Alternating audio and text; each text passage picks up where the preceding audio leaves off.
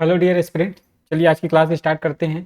आज एक नए सब्जेक्ट की शुरुआत कर रहे हैं, छत्तीसगढ़ की कला एवं संस्कृति। ठीक है, इसमें सभी चीज़ों को पढ़ेंगे, पूरा जनजाति को पढ़ेंगे, साथ ही जितने भी तीज त्यौहार होते हैं, जितने भी लोक नाट्य लोकगीत होते हैं, सभी को इसके अंतर्गत जो है हम अध्ययन करेंगे। ये मोस्ट इम्पॉर्टेंट बुक है आपके CGPSC और आपके व्यापम के परीक्षाओं के लिए। ठीक है, अगर आप पहली बार तैयारी कर रहे हैं या ऑलरेडी तैयारी कर चुके हैं और इस बुक को नहीं पढ़े हैं, तो मेरे साथ जो है आप इस बुक को पढ़ सकते हैं। बहुत अच्छे से हम जो है इसका अध्ययन करेंगे, ताकि आपका छत्तीसगढ़ से बनने वाले जितना भी क्वेश्चन है ना, कला एवं संस्कृति से, वो सभी जो है आपसे बन सके। ठीक है, इसके पहले मैं आप लोगों के लिए ऑलरेडी राम कुमार बिहार जी के इतिहास, साथ ही डॉक्टर एल एन वर्मा का जो है भूगोल, साथ ही पूरा पंचायती राज का जो वीडियो है उसको कंप्लीट कर चुका हूँ। पंचायती राज पूरा कंप्लीट हो चुका है। छत्तीसगढ़ का जो भूगोल है डॉक्टर एल एन वर्मा की किताब का, उसमें केवल 5 अध्याय बचा हुआ है, वो भी कंप्लीट होने को है। 10 वीडियो हो चुका है।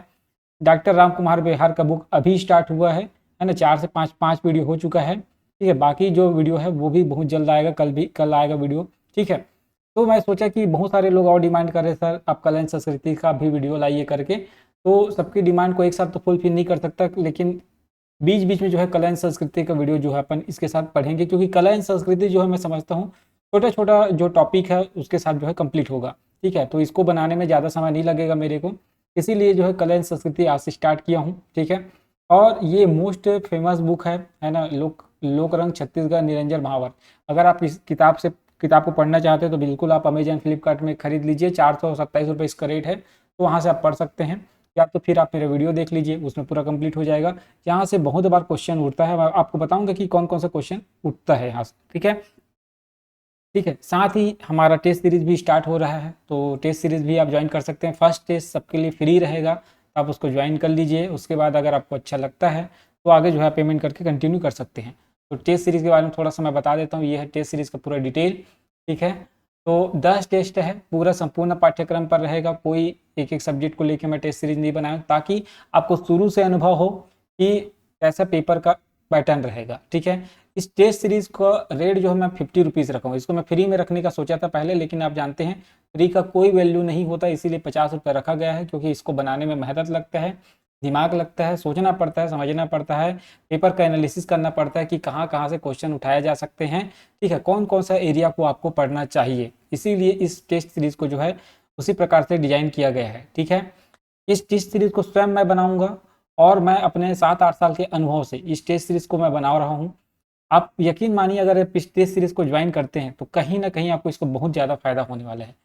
एटलीस्ट मैं इतना बोल सकता हूँ, आप इस टेस्ट सीरीज को खरीदने के बाद आपको ये चीज़ समझ आ जाएगा कि कौन कौन से एरिया को पढ़ना ज़्यादा जरूरी है, कहाँ से आपको प्रश्न जो है करना चाहिए। ठीक है, कौन से एरिया को उतना ज़्यादा इंपॉर्टेंस नहीं देना है, कहाँ कहाँ प्रैक्टिस की ज़रूरत है, और कहाँ कहाँ आपको अपना जो तैयारी उसको मजबूत करना है। ठीक है, तो मैं समझता हूँ एक बार 50 रुपया कोई बड़ी पैसा नहीं होता मेरे हिसाब से। आज के डेट में तो 50 रुपये तो आप ऐसे ही खर्च कर सकते हैं।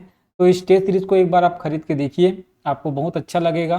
तो आप अगली बार जब भी और एग्जाम होगा आपका, है ना, अगर आप बैठते हैं और एग्जाम में प्रीलिम्स हो गया जैसे, है ना, तो उसका भी टेस्ट सीरीज आप मेरे से खरीद सकते हैं।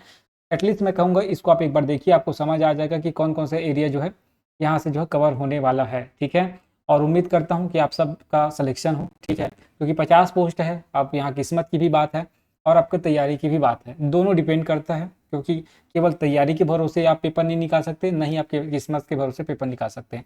लक और आपका मेहनत दोनों यहाँ जो है फैक्टर जो है काम करता है। चलिए आज की क्लास स्टार्ट करते हैं। आज जो है चैप्टर 1 भूमिका पढ़ेंगे। भूमिका में हम क्या पढ़ेंगे, देखो कोई भी जब बुक स्टार्ट करते हैं तो उसका पहला चैप्टर होता है भूमिका, है ना, मतलब उसमें जिस पुस्तक उस पुस्तक के बारे में बताया जाता है, साथ ही जिस राज्य के लिए लिखा गया है उस राज्य के बारे में बताया जाता है।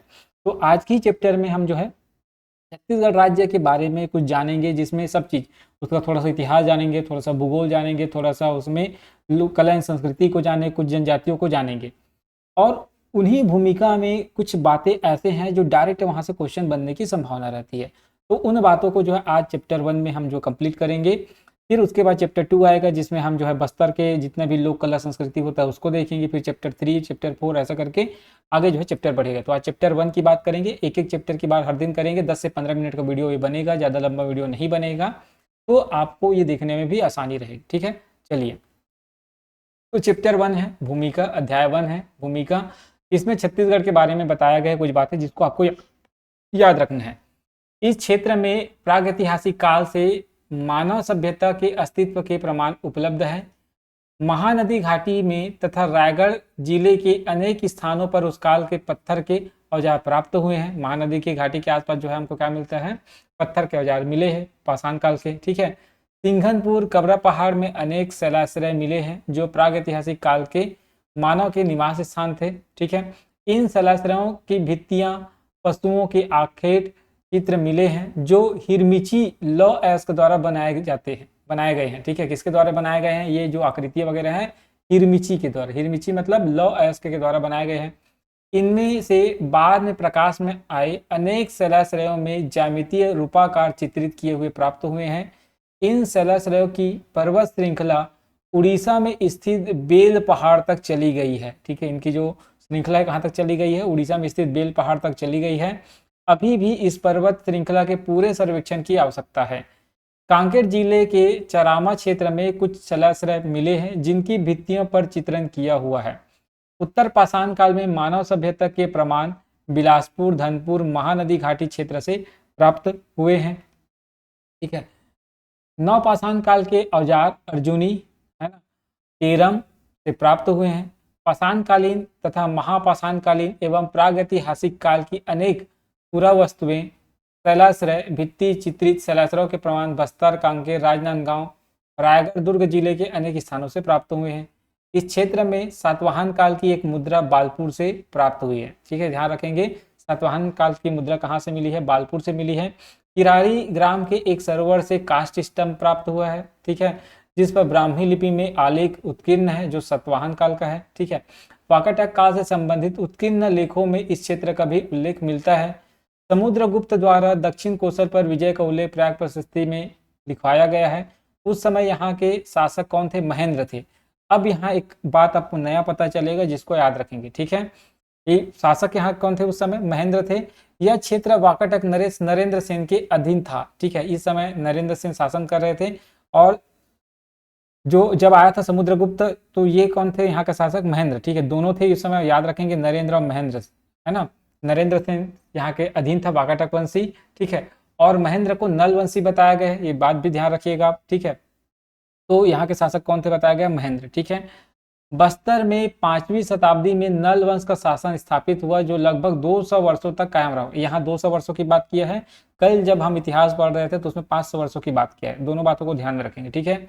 बस्तर के अड़ेंगा ग्राम नामक स्थान से प्राप्त मुद्रा इस वंश के मानदत्त वर्मन के पुत्र व्याघ्रराज का नाम अंकित है। देखो व्याघ्रराज को किसका पुत्र बताया गया है, मानदत्त वर्मा। क्या रखेंगे, व्याघ्रराज के बारे में पढ़ते हैं ना, समुद्रगुप्त ने व्याघ्रराज को पराजित किया और व्याघ्रहंता की उपाधि धारण किया हुआ था। तो उस व्याघ्रराज को किसका पुत्र बताया गया है, मानदत्त वर्मा, ठीक है। याद रखेंगे मानदत्त वर्मा का पुत्र बताया गया है, ध्यान रखेंगे, मोस्ट इंपॉर्टेंट है, ठीक है, क्वेश्चन बन सकता है। यहाँ से 19 स्वर्ण मुद्राएं प्राप्त हुई हैं। कितने, बस्तर के अड़ेंगा से 19 स्वर्ण मुद्राएं प्राप्त हुई हैं। कुलिया ग्राम से भी इस राजवंश के सिक्के हमको देखने को मिलता है, ठीक है। ये तो हुआ कुछ इतिहास के बारे में, ठीक है। चलिए, त्रिपुरी के कलचुरियों की एक शाखा दक्षिण कोसल पर शासन किया और रतनपुर को अपनी राजधानी बनाया। कलचुरीय शासकों में सबसे प्रतापी जाजल्यदेव प्रथम हुए जिन्होंने 1095 से लेकर 1127 ईस्वी तक शासन किया। रतनपुर के कलचुरियों की शाखा 14वीं शताब्दी में रायपुर में स्थापित हुई।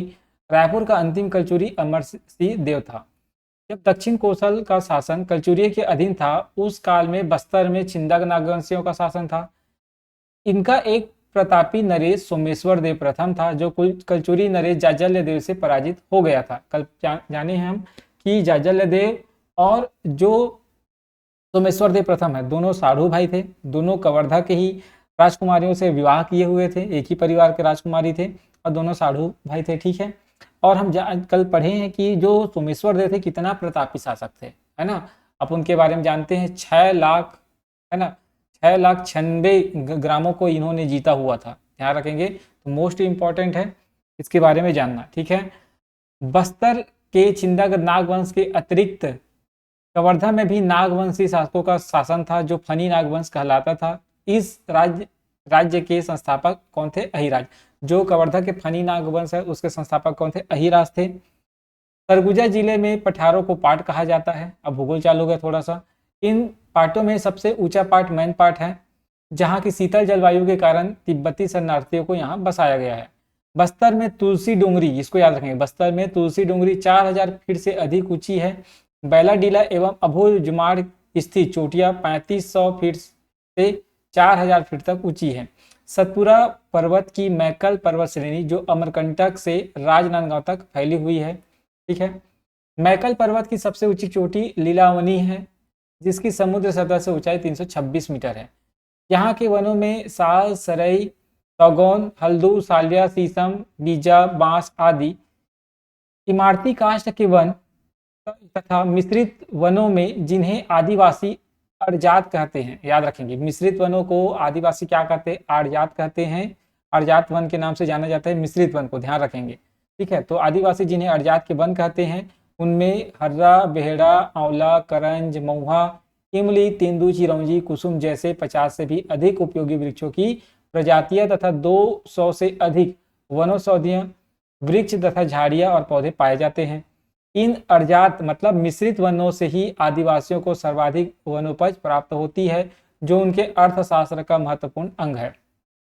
छत्तीसगढ़ में अब थोड़े से जनजाति के बारे में बात करेंगे। छत्तीसगढ़ में अनेक जनजातियां निवास करती है। जो यहाँ की मूल निवासी है वे सब आदिवासी कहलाते हैं, क्योंकि वे यहाँ आदिकाल से निवास करते हैं, इसीलिए क्या कहलाते हैं?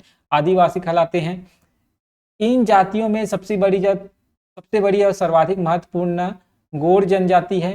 गोंड जनजाति की अनेक उप जातियां हैं।